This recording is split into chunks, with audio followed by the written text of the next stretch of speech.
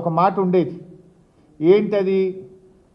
తెలంగాణ సిరులగని సింగరేణి, తెలంగాణ సిరులగని సింగరేణి అనేటువంటిది నాటి మాట. నేటి మాట ఏంది? సింగరేణి సృజన్ గని అనేది నేటి రేవంత్ మాట. నాడేమో తెలంగాణ సిరులగని సింగరేణి అయితే నేడేమో సింగరేణి సృజన్ గని. ఇది రేవంత్ మాట, రేవంత్ పాలన. ఇది ఇలా ముఖ్యమంత్రి గారు మంత్రుల మధ్య జరిగిన ఈ కుంభకోణాన్ని మేము బయట పెట్టినాం. అని ఇది ఎట్లా బయటకు వచ్చాయని తలలు పట్టుకున్నారు. ఇప్పుడు ఒక మంత్రి గారు నా అన్నగారి కంపెనీకి సైట్ విజిట్ సర్టిఫికేటే ఇస్తలేరు అని ఇంకొక మంత్రి బయట పెడుతుండు. మా కుటుంబానికి సంబంధించిన కంపెనీకి సైట్ విజిట్ సర్టిఫికేట్ ఇస్తలేరని చెప్పి ఆ మంత్రి గారు ఏకంగా ప్రభుత్వంలో భాగస్వామ్యం అయి ఉండి సింగరేణి సీఎండీకి ఉత్తరం రాసిండు.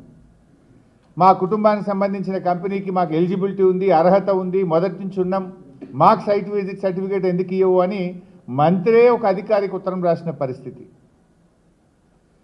ఇది ఏమైపోయిందంటే మొత్తం ఈ వాటాల పంచాయతీ కాంగ్రెస్ పార్టీకి ఉరితాడుగా మారింది. ఇది మాకు ఉరితాడుగా మారిందని అర్థం చేసుకున్న రేవంత్ రెడ్డి ఈ సిట్టు పేరు మీద డైవర్షన్ పాలిటిక్స్ ఆడుతూ ఉన్నాడు. ఇది ఎంత పెద్ద కుంభకోణం! ఇది ఒక్క నైనీ బ్లాక్ కాదు, చాలా పెద్ద కుంభకోణం ఉంది దీని వెనుక.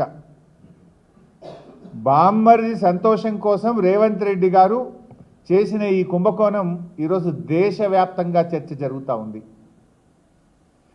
అసలు మేము ఇది బయటపెట్టిన తర్వాత మొదటిసారి ఢిల్లీలో coal ministry emergency Singareni board meeting పెట్టింది.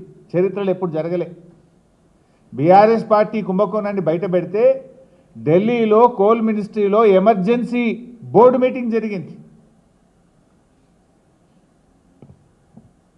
ఇవాళ తెలంగాణ ప్రతిష్టకు మచ్చ వచ్చే పరిస్థితి వచ్చింది. తెలంగాణ అంటే ఒకప్పుడు పారదర్శకతకు, పనికి, నైతిక విలువలకు ఒక గొప్ప పేరుండే.